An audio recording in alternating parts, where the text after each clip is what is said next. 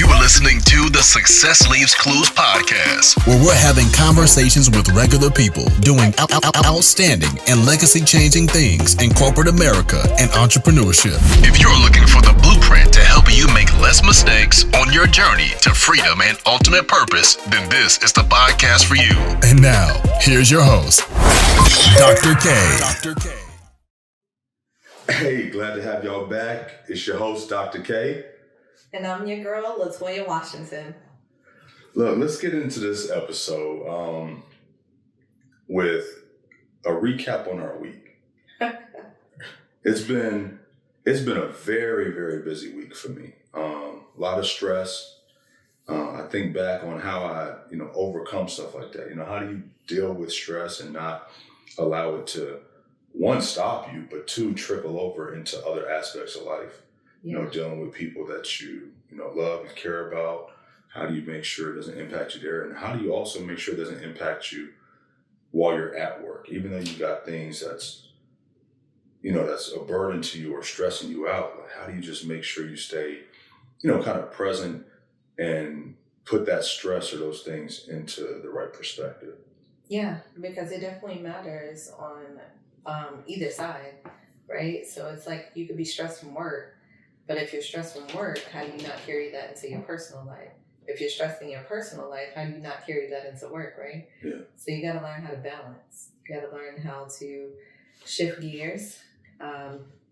Most people say I wear many hats. Uh-huh. And so it's like, how do I know that I'm now changing hats and start recognizing, what role you're walking into so that you're not portraying that on someone else that shouldn't even receive it, especially kids, right? You have kids, you have your family, and it's like, I might be dealing with something personally and just trying to make sure that I'm not now putting that stress and what I'm going through on my kids because they don't deserve it, or on my husband because they don't deserve it.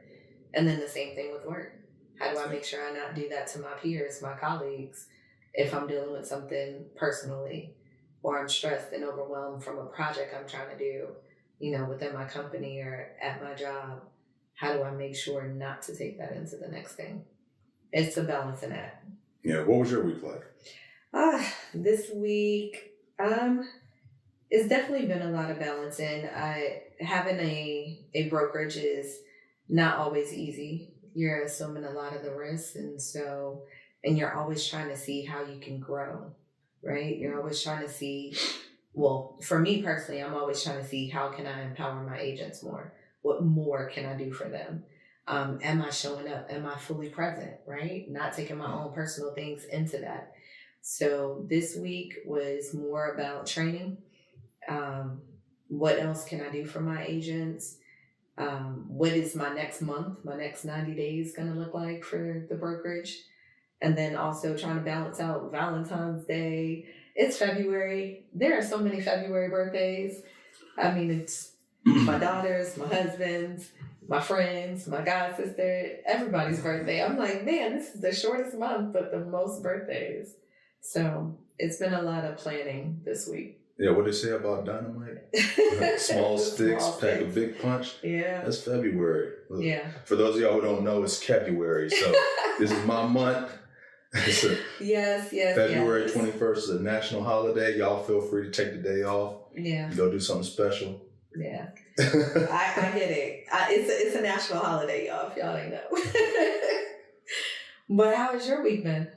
Well, I told you my week's been, overwhelming, very impactful. And it's crazy. It's one of those things. And it's like that part of it makes me reflect on a lot of things in life, on how you go through those tough times or those spells in life, or those, you go through a period of life where you really can't see the way out. Yeah. And that's how it is when you're in that storm.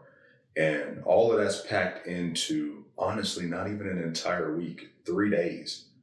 So I was, high pressure. I had a major project going on. And this is from Wednesday, Thursday, and Friday. Yeah. So I'm calling it a week, but it's only 3 days. Mm-hmm. And when you come out on the other side and then you realize how good of a job you did and how you were stressed and maybe fearful that something wasn't going to come out or play out in your favor actually plays out better than you ever even anticipated. Yeah. So it's like, had you not gone through that storm or through that period, you wouldn't even be shining so bright on this other side. What do they say? Pressure makes diamonds, right? Yeah. Yeah. So I was, let's say Tuesday heading into Wednesday before this project kicked off, I had nerves, you know, and even though I'm at the highest level that you can be in my profession, in my knowledge, in my career field, and it still comes with anxiety, it still comes with nerves, it still comes with uncertainty. Yeah. And, you know, that causes stress because you're sitting there and you're thinking about all the possible outcomes. And, you know, what if I turn left? What if I turn right? And what can this, you know, be? What are other people going to perceive, you know, me as when I'm delivering? So I have to do this, we call them dog and pony shows. Yeah. Basically what that is, for those people who don't know, it's a presentation. Okay. So imagine, you know, big conferences, big seminars, and you know this all too well as a speaker. So before you go onto that stage, I mean, you don't know how people are going to perceive you. Not at all. But you know that you've prepared and you know that you're ready to face, you know, this particular battle, this particular obstacle. And so once I'm in it, though, it's over. Man, let me tell you, if I'm a heavyweight fighter and I'm backstage, I'm nervous. You know what I mean? I'm preparing, and I picture like Mike Tyson or somebody. You know what I mean? Yeah. They backstage, they getting their way in, they getting that Vaseline on. Yeah. You know, and you got some nerves, but once I step in that ring, I'm a whole nother beast. Yeah. And so once I'm actually in it and doing the thing and performing, it's like all of that knowledge and preparation, it just comes. You know, just flows. It just comes to me, you know, so naturally. But yeah, it does. That's what this week was. And it naturally comes for you. And honestly, I feel like if you master your craft, we talked about this previously, mastering your craft, and you're good at something, the nerves and stuff are still going to come, even though it's something you've been doing for years, for decades, right? And you're like, man, I know my stuff. Yeah. But sometimes our flesh and us, we get nervous about what the outcome's going to be or what someone's going to perceive from it. And a wise man once told me that if I was not nervous, then honestly, am I really prepared for it? And then if I am nervous for it, I also have to check myself and make sure, who am I doing it for? Am I worried about what I'm looking like, or am I worried about the impact that I'm about to give to somebody else? Yeah. And so I try to make sure that even when I'm speaking on stages, my job is to go out there and leave people with something impactful from the words that I've said, the experiences I've shared. And so, and that's the same even in your job, right? You've been preparing for it. You're knowledgeable in it. You've trained in it. You've got certifications, degrees, all the things. But it still gets a little nerve-wracking when you have to do a dog and pony show, right? You got to get out there and you got to present it to, you know, top execs and stuff. And so it's like, you know what? Take me out of it. How can I make sure that if I'm doing this to make the company look good, I need to make sure that when I'm going out here, I'm making the company look good. Take me out of it as the, you know, exec in this position, in this role. You're at the highest level in your profession. Take that role out, take that title out. Am I making the company look good when I go out here and I do these shows? And so once you start doing that, the nerves and stuff will go away.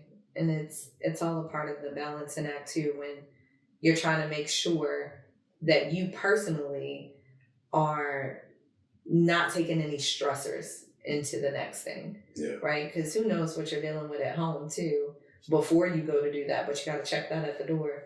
Like, you know what? All right, I'll deal with that later. Let me handle this first. Yeah. I'm going to stop you right there for a quick second. and then I'm gonna let you jump right back in because you're hitting some key points, and I definitely want to go into. I'm gonna bookmark the part that you're talking about for making the company look good. Mm-hmm. So I want to jump back into that, but first, I want to remind everybody out there to pay attention, stay tuned, be on this episode right here, because as always in this segment, we have a very, very special and life-changing gift for you at the end. So I want you to enjoy this episode, whatever you're doing, you're riding in your car, you're at the house, you're getting dressed, you're working and taking some private time that you want to use this to help develop yourself and your business.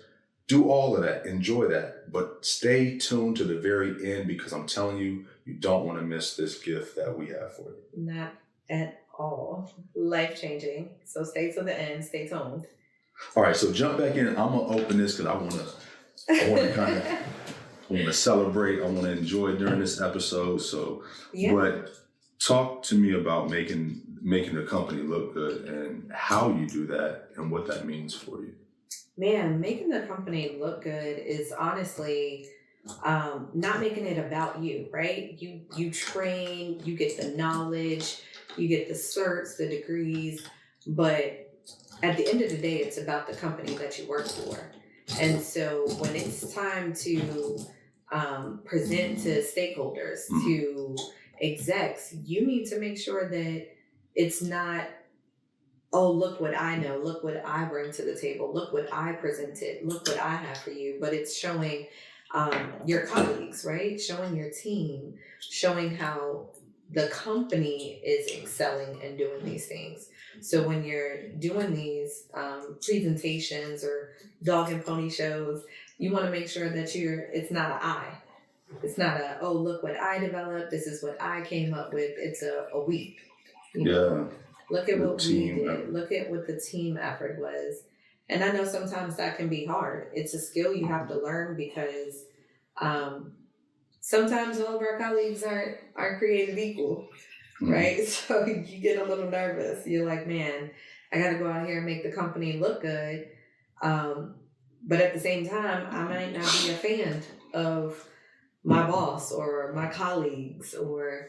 You know, I know how much effort I put into something. Yeah. But at the end of the day, you're going to shine because real professionals and execs, they can see the character and the person from the presentation. And it actually shines and it highlights you even more.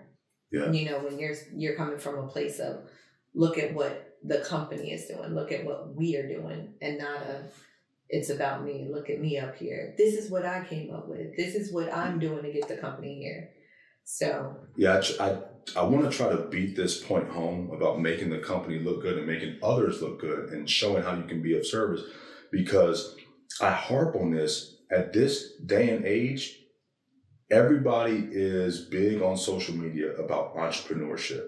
Yeah. And while being an entrepreneur is a great thing, it's something that you want to leave a legacy. You think you want to build something for your family, and that's great. But if you're not ready and you're not prepared to serve others and you're not prepared to be a great employee, you're never going to be a great employer. Correct. So until you're a great employee, that's the bar. You will never be a great employer. That's correct. Because if you're looking for somebody to show up for you and help you grow and build your business, but you're not willing to do the same for somebody else.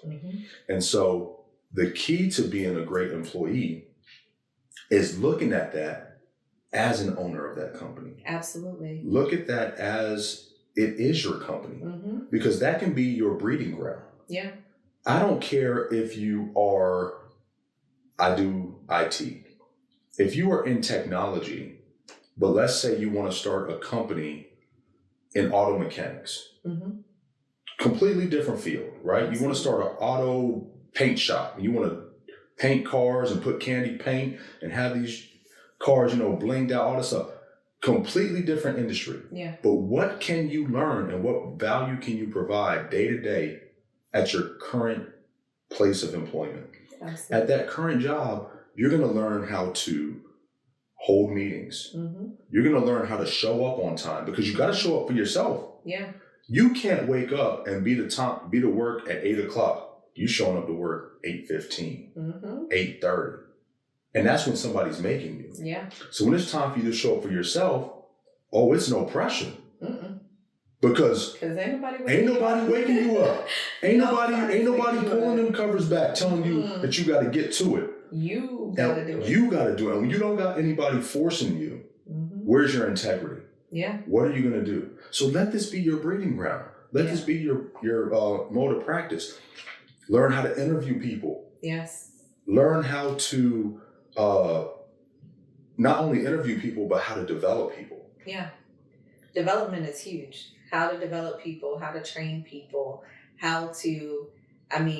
every successful entrepreneur that I know of, they have created people that are successful beyond where even they are. And so that's successful entrepreneurs. Like some people say, they're gurus, they're successful, but who have you empowered, given the tools and resources, and allowed them to reach your level or surpass your level? Yeah. If you haven't done that, are you successful? What's the fact? Because you're not a millionaire until you create one. Create one. Create it. Everybody want to boast and brag. Look at me. Look what I drive. Look at what I'm doing. Exactly. But who have you reached down to, developed, mentored, and helped get to your level or past your level? And if you're not ready to do that, what you're doing is you're not actually becoming an entrepreneur. You're becoming an employee of your own company. Your own company. You're really not. You don't have any ownership. Yeah. All you're doing is working it. So the what's the E-Myth? Yes. That's the book. The E-Myth. That's a great book. If you don't have it, if you've never read it, the E-Myth, go get it. The E-Myth Revisited. That is a great book. And we read that with our first company. Yeah. We started reading that and, understanding how to really run a company, because you don't want to become the employee of your company. You want to be able to branch out. You want to find people who are talented or more talented than you in certain areas. Absolutely. And empower them. Delegate the task. That's a part of being a leader. And then trust them to do it. And trust them to do it. Don't micromanage them. Yeah. Give them the tools, the resources, the training, and then let them do it. Yeah. They mess up, give feedback. Let them do it. You have to empower them. You can't just sit back and you do everything, because you're an employee at that point of your own company. Yeah. And a lot of people say they want to be in entrepreneurship. Our Gen Z is so much like that. So this week I had the opportunity of volunteering. Oh goodness. Cheers. That was fun. Cheers to this week. And all of the accomplishments. But tell me about this. So first, back up before you dig too deep into it. What were you volunteering for, and why do you feel it's important for you to give back and volunteer? Because you do it a lot. Yeah. I volunteered actually twice this week. For me, it's important to be a part of the community. It's important for me to not just stay in my own bubble and worry about my own people and what's my family doing and how can we keep. It's a part of empowering, taking the lessons and experiences that I've received and now sharing it with others. And, being a part of the community, not just sitting and taking up space as well. So I volunteer a lot. This week I did Ronald McDonald House. We did their concession stands at VCU's basketball game. Great time. Great time. I was with kids then too, because they did field trip to VCU for the basketball game. So it was fun watching the kids just come in, and it was honestly cool to see some of the kids who came in from the different counties. And some kids, came in and didn't have the funds to be able to buy from the concession stands. But I watched some of the other kids step up and buy concessions for their friends. Really? Well, and that I thought was amazing. I was like, wow. And I praised them for it. I acknowledged it. I was like, oh, you know what? That's a great friend. You're a great friend for doing that. Yeah. Like this kid wanted a Gatorade. He's like, oh man, y'all know concessions are not at cheap games. at games. Oh my gosh. I was looking at the prices and was like, this is crazy. But I get it. Everybody got their hustle. But it was like $5 for a Gatorade. And I was like, oh. Yeah. I was like, for a kid to get a full meal, it was like $20. Wow. So one kid, he was like, no, I'm good. You know, how much is a drink? And I was like, oh, it's $5.25. And he's like, okay. And I seen another kid come up and they're like, well, how much is a candy? And I was like, oh, candy's $5.25. That's like their favorite number. That was the number. And they were just like, okay. And so one of the kids was like, you know what? I'll buy you a Gatorade and we can share this candy together. And I was like, man, that's cool. You know, great job being a great friend this week. And so I praised them as they came through with that. And then I also volunteered on Friday doing mock interviews at the Technical Center at Holland Springs High. And that was really cool to prepare the kids to be career ready, right? And so that I absolutely love because it gave me the opportunity, being an entrepreneur myself and hiring, we're able to interview these young adults. And if we had a job that we could offer them, they could get it on the spot right then and there. We could keep their resumes. We could offer them internships, offer them apprenticeships. And so let me ask you this, feedback. Was there any that just, tell me some, if you can remember, I know Friday was a couple days ago. This is, but can you remember any that absolutely blew your mind and you would have hired them if it was the right? Yes.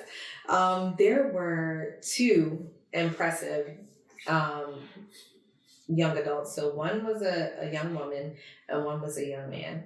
And the young woman, she came up, she introduced herself, very professional.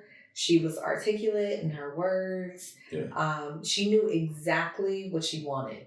And I was like, man, to be 16 years old, like you really know what you want out of life. And it looks like you've been doing the work.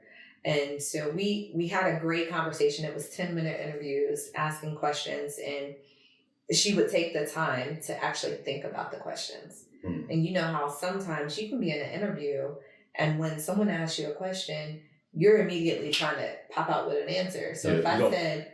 You don't take that second to breathe, second to process and see what they're really asking you. Yeah.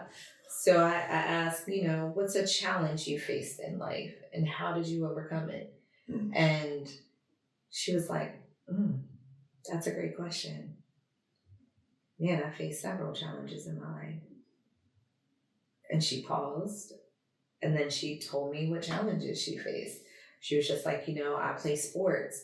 I went through several injuries and it was very difficult to not want to give up, to not feel like you weren't good enough anymore when you came back from the injury. Like, man, I can't perform at my fullest anymore because of this injury. And she was just like, you know, I trained, I did the physical therapy. I did physical therapy after the physical therapy on my own. And she was like, you know, I bounced back. And she was like, I guess it's just a part of being resilient. And I was like, your favorite. My favorite. You are speaking my language. And so we had a great conversation. She is in the cosmetology and beauty industry. And so she's really impressive. Her resume was on point. She came, had her little portfolio, introduced herself, shook my hand, gave me her resume, sat down. We had a great conversation. And then the young man that I interviewed, he was very well polished. He came dressed professionally for the interview, shook my hand, told me his name, sat down, had his portfolio, gave me his resume, asked him what was he looking to do. He stated he wanted to be an engineer. He told me about how he stayed. One of the questions I asked was, how do you stay current with market trends and the updates in your industry?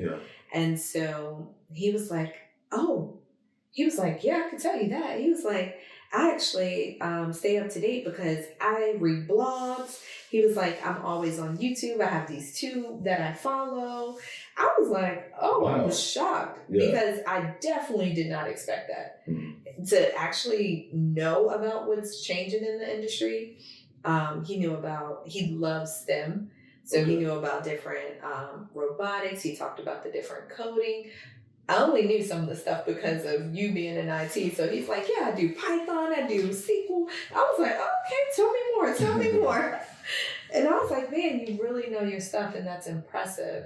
And even though his past work experience was in a restaurant, he knew how to take that experience to apply it into engineering. So let me pause you, because that is a key thing that I think holds a lot of people back from entering the next realm. Absolutely. So a lot of people struggle with, okay, I'm here, but I want to get all the way up here. Mm-hmm. And one of the biggest things, and I experienced this when I went to college, you think you go to college, you get a degree, and then you're going to get your dream job. And wrong, right? Not happening. So college isn't really set up to get you the job. College is set up to kind of get you some background knowledge in Absolutely. that. But the catch-22 is most jobs require experience, but you need experience to get experience. So how do I ever get the job when you're looking for me to have 5+ years? Most jobs, experience. Most high-paying jobs are looking for 5+ years of experience. Mm-hmm. Well, how do I get that? So it's key to know how to cross-reference that experience and how to take either lived experiences or experiences that can be cross-referenced into other industries. Absolutely. So how do you go about teaching somebody that or sharing that with somebody? So honestly, when I gave feedback to some of the other young adults, I advised them to take, like one young man, he was like, I worked at Long John Silver's. And I'm like, okay, understood. I was like, right now you're looking to get a job as a auto body mechanic. Yeah. And I said, so if that's the case, this is talking about being a part of the production line, checking for quality control. How do you relate that to, and it said following safety guidelines. I said, how do you relate that to the restaurant you worked in? Yeah. I said, what was your position at the restaurant? He stated he was a cashier and he used to bag up the food and pass it along to the customers. And I said, okay. I said, so if we were to take the two of these and we needed to make them align, you were sitting down having an interview with me, how do you, transcribe that? And he was like, I'm not sure. And I was like, I get it. Yeah. I said, let's do it together then. Because this is a mock interview to prepare you for when you get out here in the real world. Yeah.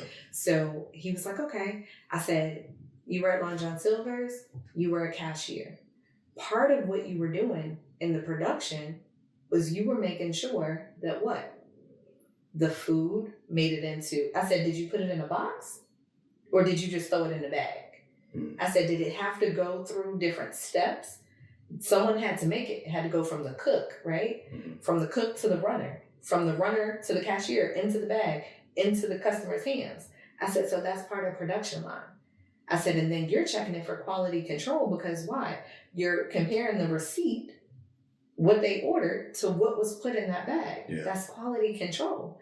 I said, so now that is how you take what you did here, this work experience, and you relate it to the job that you're trying to get now. And he was like, dang. And I was like, you guys have safety measures, right? In the restaurant. Certain foods have to be thrown out after a certain time. You have, you got to wear gloves. You got to wash your hands. Yeah. So you're following all these protocols and safety measures in order to, get to the finish line. And I said, so it's the same thing with auto body. You're following different safety guidelines. And he was like, dang, okay. Yeah. He was like, all right, I know how to say that now. I was like, good. But it is hard sometimes when you're like, man, is this possible for me? When someone says I have to have the work experience and I've never done it, but you're applying to an entry-level job in that new field, You just have to take your work experience that you have, your life experiences that you have, even from volunteer work, and how do you relate that to what you're doing in the real world? Yeah, being able to communicate those transferable skills will make you millions. Absolutely. Absolutely. Because everything that, we've done in our lives has translated into what we're doing now and how we got to where we are now. And then it all builds. All those skills and past experiences build. I've seen in the world where people are trying to get back into work or into an industry, and this happens a lot with stay-at-home moms. So a stay-at-home mom is penalized because she takes a step back to build her household, to build a family, to raise a kid, to save some money, because the cost of childcare is insane. So if I'm gonna pay $1,500 a month to have somebody watch my child, and I'm only making maybe $3,000, I don't know, like you're not making too much. Oh, your whole check is going towards just putting your kid in childcare. So it sometimes makes sense financially, not only wanting to be with your child to nurture them, to raise them, and to pour into them, but it's cost effective. Yeah. But then after doing that for 4 or 5 years, to where you can get that kid to the age where they can now go to grade school, you're now trying to step back into the career world, and you don't have any experience anymore. Yeah. Or, that's looked at as, why did you have this employment gap? Yeah. But if you can grasp how you can interrelate those positions and how you can speak to those transferable skills that we're talking about, it doesn't look like a gap anymore. Yeah. Right? Because it's not an easy job to stay at home. I've done it. It is not. It is, honestly, your household is a business.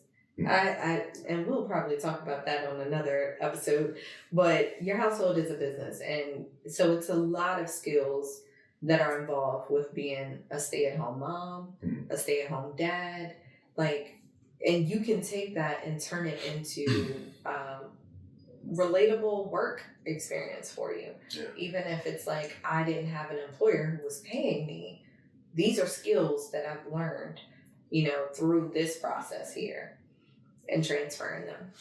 Another hack that you just brought up, and you've been speaking on this entire time, and it's the amount of time that you give back, the amount of time that you volunteer, not only through your business. So you make it important for your business to be a business of the community that gives back. But not only that, you give back personally. So you personally volunteer and do things within the community to help build other people. But you just hit that when you're talking about these transferable skills and how to elevate somebody to the next level. And a lot of people that I hear, their first thing to say is, well, I'm not getting paid for that. Well, they're not paying me for that. Yes. Well, if you're not willing to do more than what you're currently doing, then you're definitely not willing to make more than what you're currently making. And one of the fastest tracks to gain experience and elevate yourself, propel yourself to that next level is volunteering. Absolutely. You never know the connections you're going to make either. You never know who's in that room. You never know who you are volunteering for. The CEO of the company could probably be there volunteering themselves. Yeah. And if they see you volunteering, putting in effort and work without pay, who knows? That job that you're looking for, the conversation you might have during that volunteer experience may land you the job you didn't even know you needed or wanted. Yeah. And so, to me, it's a part of connecting with your community. Like you said, I do it personally, and as far as my company, it's a part of our mission and values as my company. So we give 10% of our proceeds back to the community, and we volunteer monthly. There's a monthly service program. So this week, that's how I ended up doing two. I did one personally, and I did one for Covenant.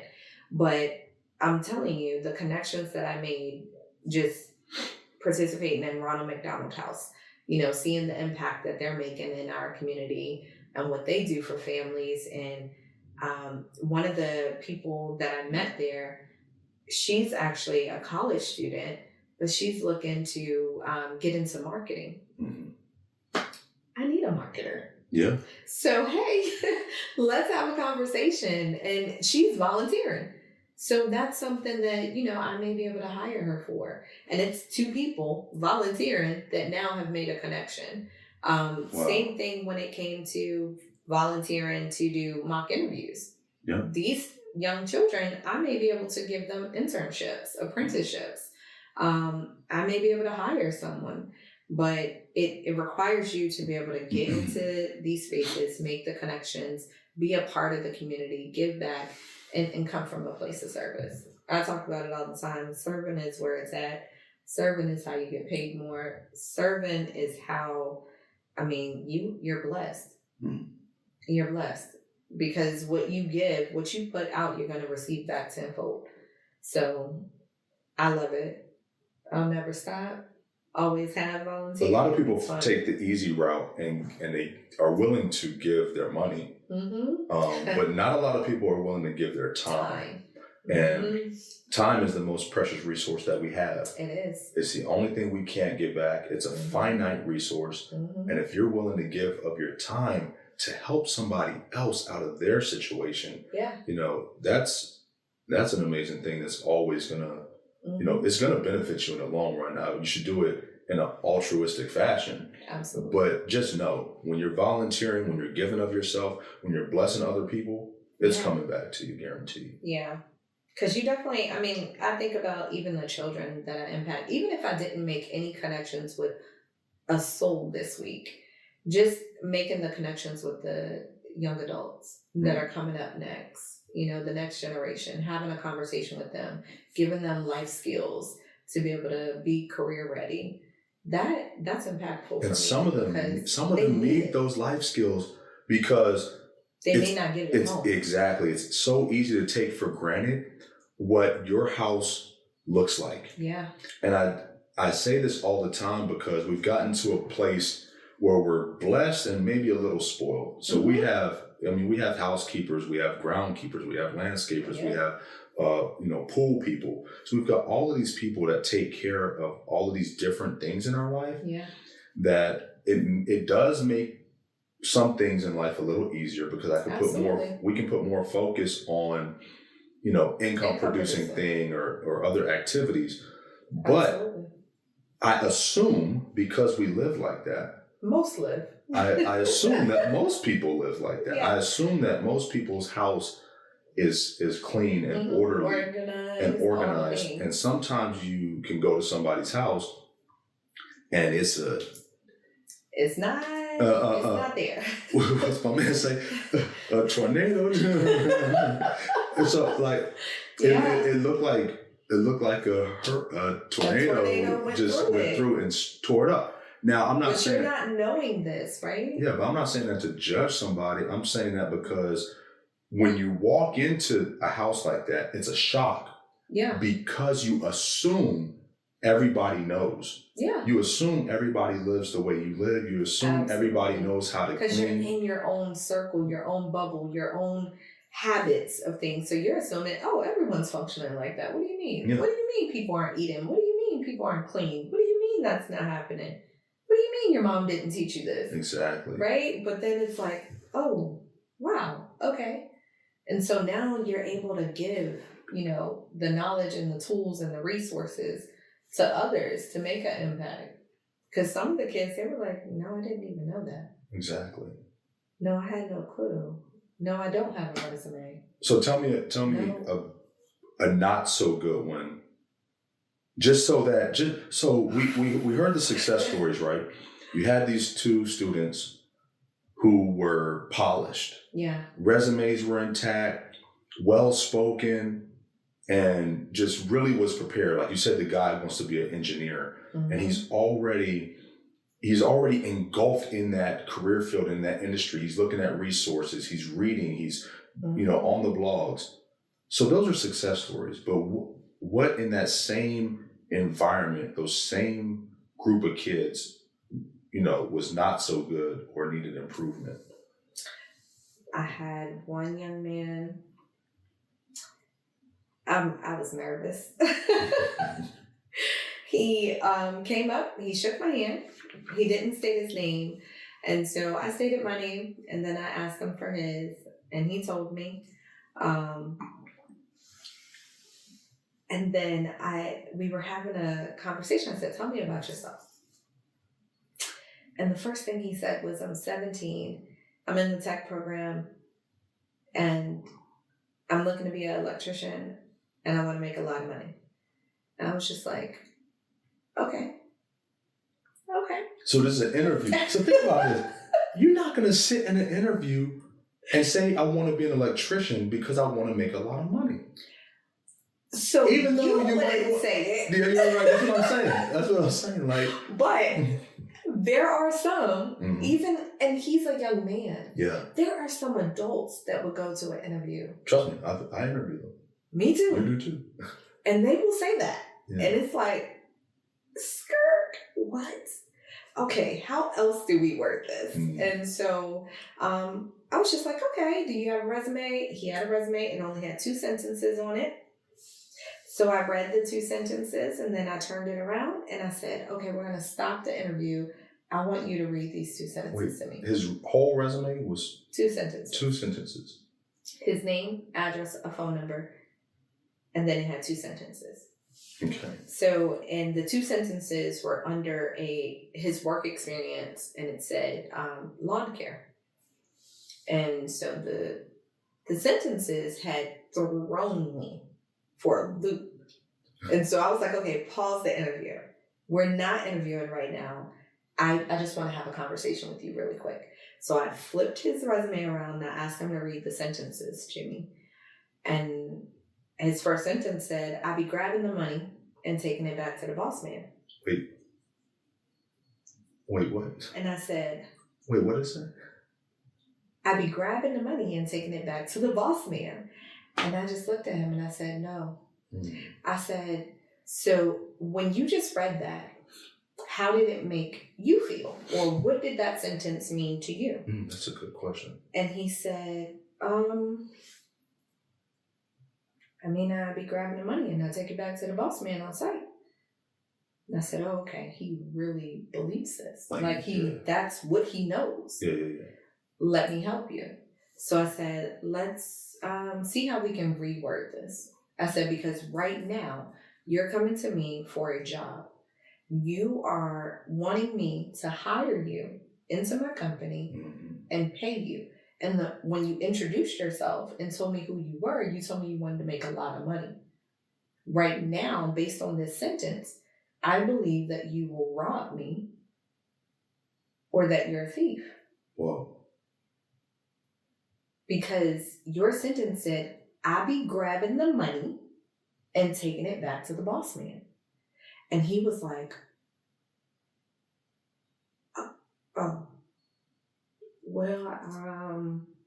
and I said, okay. I said, so tell me another word that you could use instead of saying grabbing the money. And so we sat for a moment and then he said, collect. There we go. I said, collect. I said, so you collect payments from clients. Yeah. And you turn it into the company. Do you see how that sentence it completely changes my mindset. It completely puts me at ease. It lets me know that you know how to do accounts receivable. Yeah. Or accounts payable. You know how to handle money. So if you were to now try, let's say you were applying for a position as a cashier at a restaurant, I'm not going to think that you're just stealing money from people, but you're actually collecting money, knowing how to do handling. Well, also, if you're the one collecting the money, you're customer facing. Exactly. Do I want you representing my brand and dealing one-on-one with the customers, and would the customer feel comfortable giving you money? I was like, I would not be comfortable as an employer Yeah. if you came to me with this resume. I said, honestly, if I was an employer that was looking to hire you right now and this was a real interview, I would honestly just tell you I did not think you were a good fit for the job, and I would end the interview right now. So I commend you on not only volunteering, right, because that's what you're there for, but taking the time to educate and break this down for them. And, you know, all the other kids, I mean, how many was it? It was like 500 kids? Oh, yeah, there was 50-something volunteers, and we had 10 rounds of kids. So that's like 500. So like 500 teenagers, 500 teenagers looking to grow, develop, and enhance their skills as they venture out. This is our next generation. It is. These are the people that's about to come out into the world. Yeah. So I commend you on taking the time to, you know, to educate them and really break that down, because you could have just let it go. Yeah. You could have said, okay, I'm here for mock interviews, right? You know, and almost pacify. You know what I mean? Like, because that's what a lot of people do nowadays. They won't check you. Tell the truth. They won't correct you. Yeah. They just let you be wrong. And I'm passionate about that, because that's gonna be another. All right, we'll take that to another episode. But I'm tired of people. Yeah. I'm tired of people letting other people be wrong. Yeah. There is a such thing as wrong. It is. And so let's correct it. You know, and continue to grow people. How did he take that Honestly, mentorship he was very receptive to feedback, which was great. We talked about that. His next thing was about weed eating, and he just said, "I be weed eating." And so we talked about how does he. He's really on his I just be. And I was like, okay, we're going to change all of this. It's not correct grammar. Tell him use I be for your affirmations. Yeah. Because I am being. I am being. But when you write it on his resume, don't use that language. Don't use that. But he was very receptive. We went back. I told him he needed to complete the resume in full. Okay. You know, give me some volunteer experience, give me some work experience.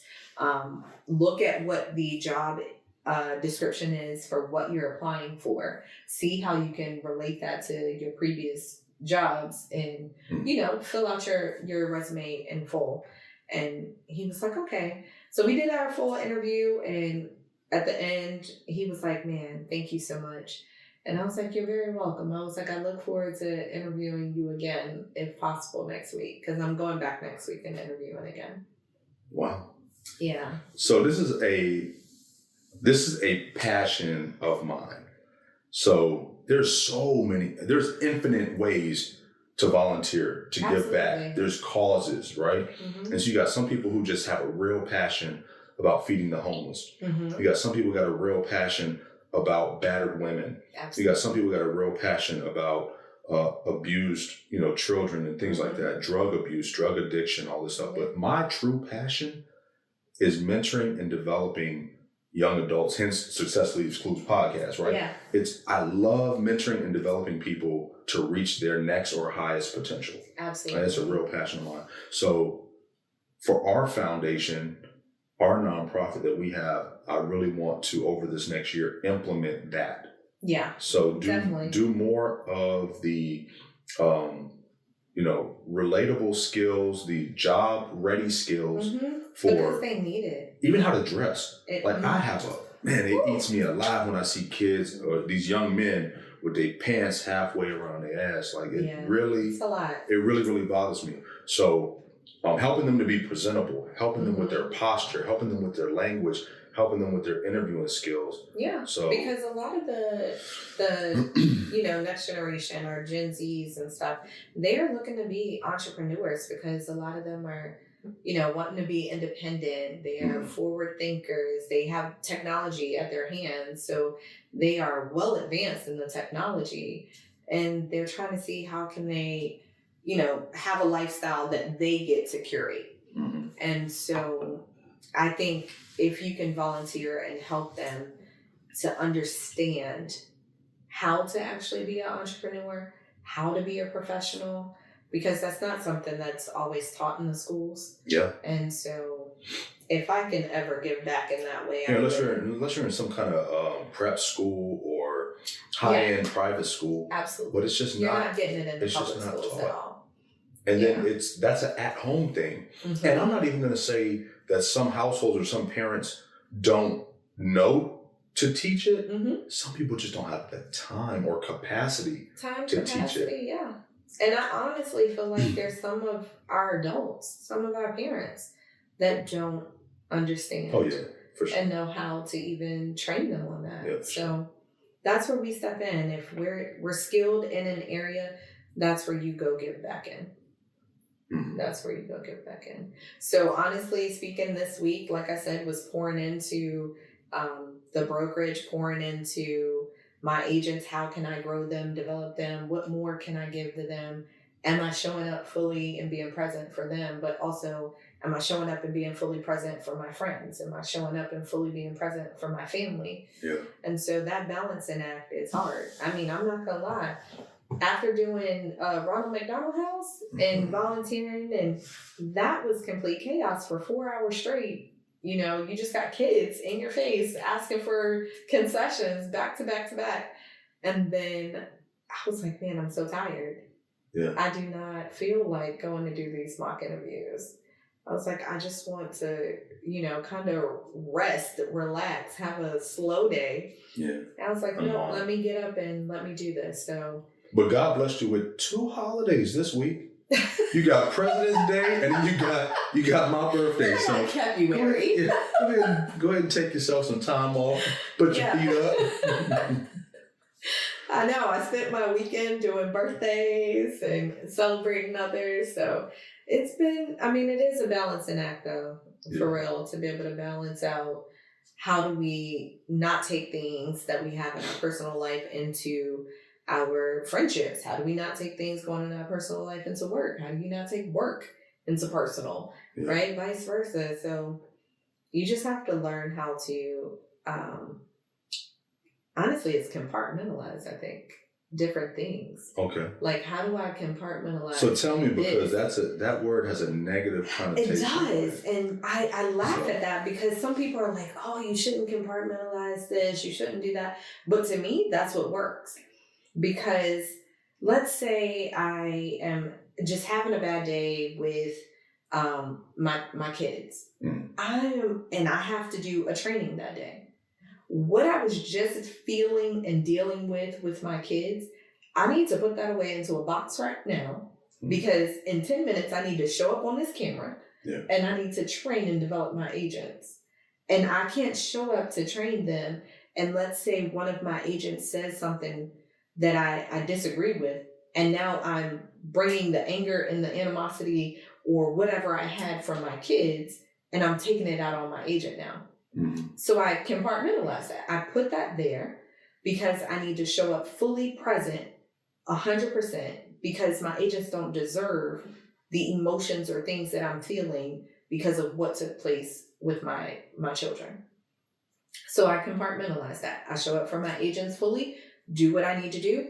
When I'm done with that, now I can take that out the box and discuss with the kids. So that may be, hey, we need to have a family meeting. Hey, I need to sit down and talk with you to say, hey, this is what I feel like you need to improve in this week, or this is how you disrespected or did this. And now I can work on that particular thing. So some people say don't compartmentalize. It works for me in business and showing up for others. Even in my relationship, sometimes it's not that I need to address something right now. It might not be the right timing for it. The person may not be able to receive. You may not know how to deliver it at the moment. You know, if it's something that caused you to have high emotions, maybe you need to hold on to that until you know how to verbally state that without either vomiting, offending, attacking your partner, your spouse. And so now I'm going to compartmentalize that. And then when I feel like the timing is right, I'm now going to bring it up once I feel like I have the verbiage and the words and my emotions are down and I'm in control of my emotions again, to now have a conversation about it. So some people say don't compartmentalize, but that's how I function. That's how I balance it out, so that I'm not taking things into the next thing. Because it is hard when you wear many hats and you have to show up for people. Yeah. and you don't want to. I think about that with entertainers a lot, because if you are a comedian, for example, and you have to have high energy and be in good spirits, I know for a fact your Kevin Hart, your Cat Williams, your, whoever, they're not necessarily in the best mood, best relationship with their spouse, fighting with producers backstage, what have you. But when they step out, fans, anything, people making comments about them on social media. But when they step out on that stage, they've got to compartmentalize, like you just said, and they've got to be 100% present and deliver to you what you came to receive from them, what you came to get out of that show, especially when you paid your hard-earned money for it. And so a lot of times we sit in the audience and we look at them and it's all fun and games, it's all laughter, we enjoy the show. But you can't tell me Beyonce ain't had no bad days. Exactly. That's why I don't know. It's hard, right? It's even like when you talk about showing up and making it about your company. So because it has to be a we thing in that moment. It can't be an I thing. Yeah. So I look at it that way when I'm thinking about what I'm dealing with. It's a me thing right now. It's what I'm dealing with. And so I need to put that away right now. It's not about me. I have a show I need to go do. I have a audience I need to go speak to. And right now, they need me at my fullest, because me being fully present for them is going to impact their life compared to me bringing my life baggage to the table and now not giving you anything, and I made you walk away feeling worse than what you started. That's what you're here on this side. I want to make sure it don't rub the mic. we like good audio and successfully exclusive. Yeah, I got to make sure y'all can hear me. Can y'all hear me good? Mic check. Mic check, mic check. No, honestly, it is, though. And celebrities and stuff, they're human, right? Yeah. And sometimes we take that away because they're in the spotlight all the time. Even entrepreneurs, like, we're in high levels right now, not only in our professions, but in our companies. And so some people are like, man, you never have a bad day. You are always in a good mood. And I was like, no, I'm not. Yeah. No, I'm not. But I need to be fully present with you. You have no idea. I just had an argument with somebody right before I walked in this door. Yeah. But it wasn't my role to come in here and tell you. I just had an argument right before I came into this door, and let me tell you all about it. And now I'm putting my baggage onto you, when you might have already been having a bad day, and now I'm just making it even worse by sharing this negativity. Yeah. Instead of coming with a positive mindset and giving you what you need from me. So compartmentalize it, put it away, deal with it later. I don't know, it's my thing. But yeah, that's that's one of those things that people may not realize off the bat, but it's all of these little skill sets, all of these little changes and nuances that help you to be successful. And if you don't have that full package or that full skill set, it's going to hold you back from reaching that level that you're trying to reach. Absolutely. So you might think to yourself, man, I am the best baker and have the most amazing cupcakes people have ever tasted. Mm-hmm. They tell me all the time, people are always trying to grab these cupcakes. But then you wonder why you can't grow this business. You wonder why you can't reach the people you're trying to reach. Mm-hmm. And you wonder why you're confined to this small arena when you know in your heart and in your spirit that you want to be so much further, and then you might have a global brand. Yeah. But you're not ready to reach that global brand potential because you're not doing the work that it takes to work on you. Yeah. There's some things that you have to do to enhance these other skill sets, throughout. So, and once you start putting that work in, you'll start to see the other levels, start to blossom in that business, start to grow. Yeah, absolutely. Absolutely. So I know you said compartmentalizing has a negative connotation to it, and a lot of people think that. But I think the reason why mine works effectively, because it's a skill that I've learned to compartmentalize, and it's not that I compartmentalize and never open it back up. Mhm. Some people compartmentalize and leave it there. They never talk about it again. They don't say anything, so they're holding it all in. I put it in a bag so that I could talk about it later, but I need to set it aside for the moment because it's not the right timing. Okay. Most people compartmentalize and they just don't talk about it anymore. They're like, no, I'll just leave it there. I'm going to just sweep this under the rug. I'm going to never say anything else about it. So it is skill sets that you have to learn in order to be able to get to that next level, because it takes let me tell you, Beyonce and them, you deal with different levels of problems the higher you go. Mm-hmm. Each level requires a different set of skills. And if you don't have them and you haven't worked on yourself, it's going to be very, very difficult for you to get to that next spot. And so if you feel like you're stuck right now and you can't get to your next level, you're like, man, I've been trying to get promoted. I've been trying to do this. Honestly, you need to do some self-reflection and see if there's something that you need to work on. Or how are you showing up? How's your integrity? Where's your character? Are you volunteering? Are you only doing the bare minimum? Like, what is it that you are doing in your skill set and who you are that you're like, man, I should be promoted? Mm-hmm. Okay, well, somebody else doesn't see that in you yet. But it's so easy. What are you it's not easy to blame every other outside influence on why you're not where you're supposed to be, or why you're not where you want to be. Let's not say you're supposed to be. Where you desire to be, or where you want to be.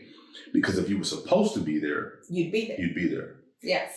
Mm-hmm. So what you got to do is start to work on all the aspects of Absolutely. You. Spiritually, mentally, physically, emotionally, all the things. Because being in leadership, being an entrepreneur, emotions, the mental, it's a game changer. You have to really, really be prepared for this. Yeah. Because every day is not peaches and cream and rainbows and sprinkles at all. It's hard. Yeah. You're going to have those down days. You're going to have days where you're like, dang, how am I going to make payroll? Dang, that didn't work out. Now what do I do? And so if you haven't built the skill sets to be able to deal with those things, it's not going to work for you. You're going to fail. But failing just means you learned a lesson. Yeah. If you take the opportunity to learn the lesson. Yeah, if you learn it and if you pay attention. So that comes back to self-funding. You got to pay attention to learn the lesson. Yeah. Otherwise, you're just going to miss it. But I definitely want to celebrate you this week, because I know you shine this week. You had to deal with a lot in your, company, shining for the company, showing up. It was overwhelming. I mean, day in, day out. And you came out glowing. The champ is here. The champ, man. I mean, the champ. So definitely big ups to you. Yeah, thank you. And then being able to balance Valentine's Day and all the other stuff going on in life, birthdays and everything. Yeah. So definitely, congrats to you. Appreciate it. Try to make it do what it do. Well, cheers, and then cheers. We'll get ready to close out. Yes.